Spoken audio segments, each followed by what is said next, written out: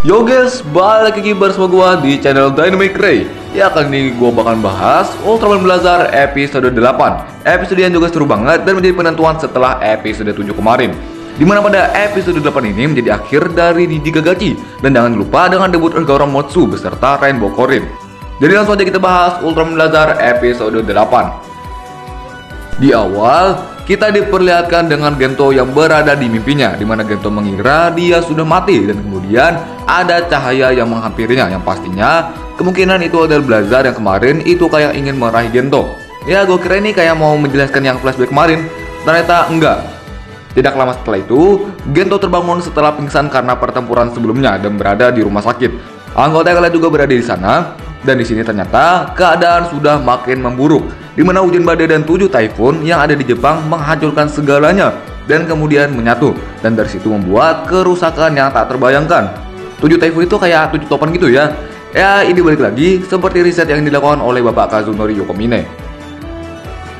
Kemudian, Wakil Kapten Teruaki bertanya, siapa yang memanggil Nijigagachi? Gento yang tahu pun jelas memberitahunya bahwa dalang dari insiden kali ini adalah Profesor Kaiju ternama, yaitu Kazunori Yokomine. Setelah itu, lanjut, Gento bersama dengan yang lainnya pergi menuju markas. Ini bisa dibilang poin plusnya sih kalau dari gue ya, karena mereka ini dari rumah sakit, terus langsung jalan pakai mobil ke markas Scar. Nah, biasanya kan ya kalau gini kayak di skip gitu, dari sini bisa langsung ke markas atau ke tempat tertentu gitu. Salah satu poin plus dari gue ya.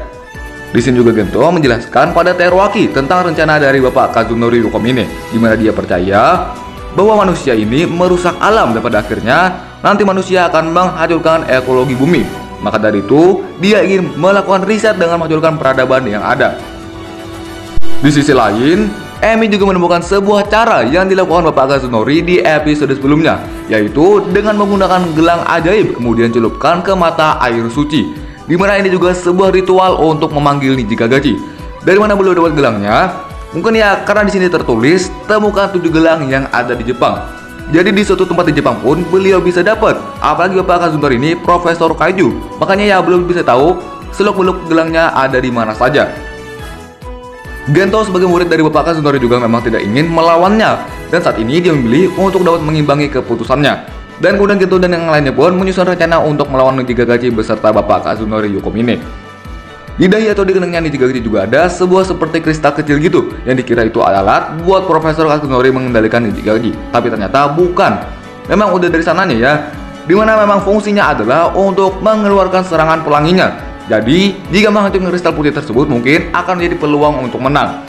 Dan disini pun Gento memutuskan untuk memakai Motsu walau nggak pernah dicoba atau diuji. Cuma karena keadaan udah genting gini ya mau gak mau.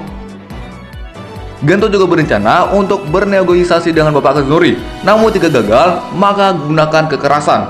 Awalnya Gento memerintahkan Teruaki untuk mengendarai Ergaron dan Gento menemui Bapak Kazunori.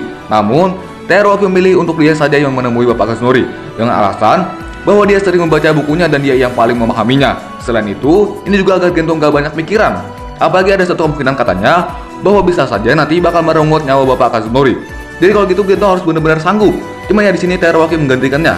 Pilihan yang bijak ya. Kemudian misi pun dimulai dengan Gento bersama Bando mengendarai Ergaron dan sisanya yaitu Teruaki, Andri dan Emi menemui Bapak Kazunori. Dan jelas di sini menjadi debut Ergaron Motsu. Wes keren ya. Walaupun cuma beda di bawah doang, cuman pas dilihat gahar juga loh ya. Di sini pun menjadi pertarungan babak kedua dari Ergaron melawan Nijigagachi. Memang awalnya di sini Ergaron Motsu cuma menembak pakai tembakan pistol ungu-ungu gitu aja ya, yang disebut multipurpose laser. Ini gunanya agar Nijigagachi mau membuka topeng di mukanya, agar Gento dan Bando juga bisa menghancurkan kristal di kepala Nijigagachi sebelumnya. Di sisi lain, Teruaki bersama yang lainnya datang menemui Bapak Kazunori yang lagi mancing. Mata pae, apapun itu mancing nomor 1. Di sini Bapak Kazunori juga benar-benar menyerahkan dirinya kepada Teruaki karena bisa dibilang dia udah terkepung, apalagi ada Emi yang membidiknya dari jauh.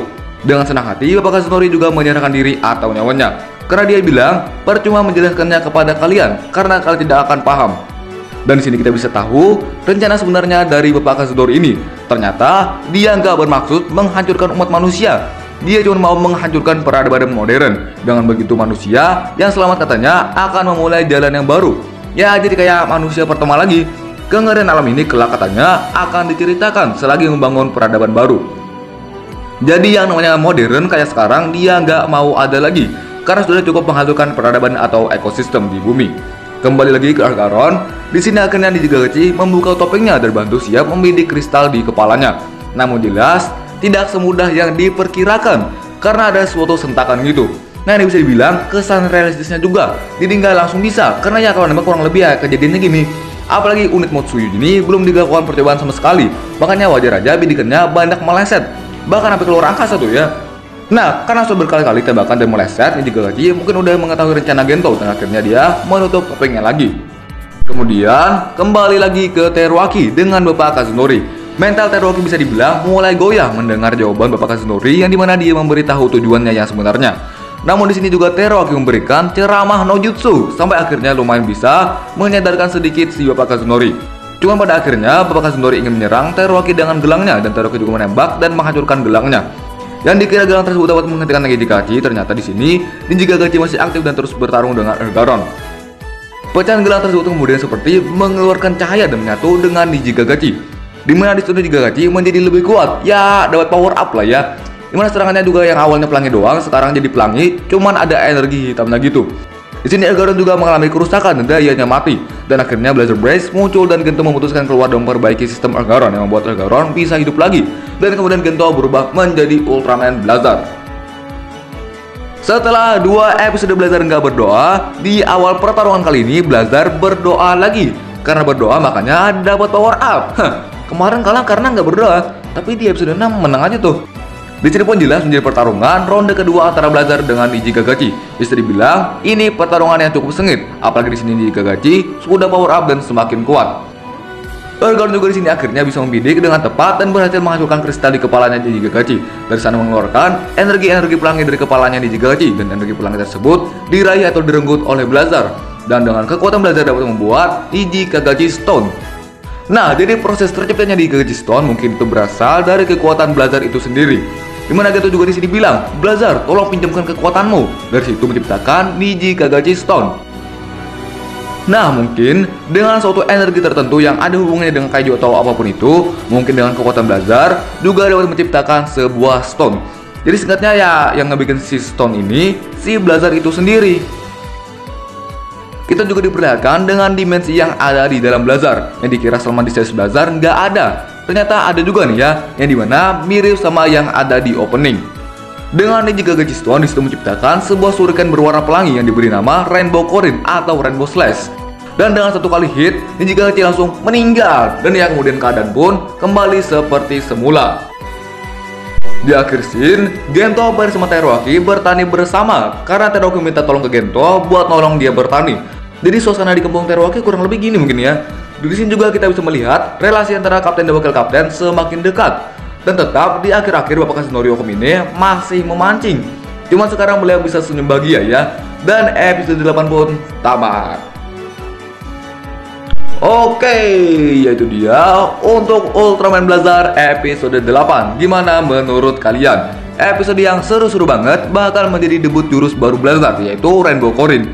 Biasanya episode 8 debut baru kayak Taiga Photon Earth, Death Note Future. Ini jurus baru. Untuk teori dapat Nijigagachi Stone juga gua rasa teori yang logis lah ya, dan bisa diterima. Bisa dibilang juga episode kali ini berfokus kepada Teruaki. Plus screen time-nya juga di episode kali ini banyak ya. Di episode 9 akan berjudul Planet of Music. Kemungkinan akan fokus ke Andri lagi dan akan menjadi kemunculan dari Garamon. Gua entah kenapa mikir, mungkin Garamon ditenangkan pakai musik kali ya. Kayak kayak di Max itu, entah kenapa gue mikir gitu weh. Oke guys, ya itu aja untuk Blazar kali ini. Dadah.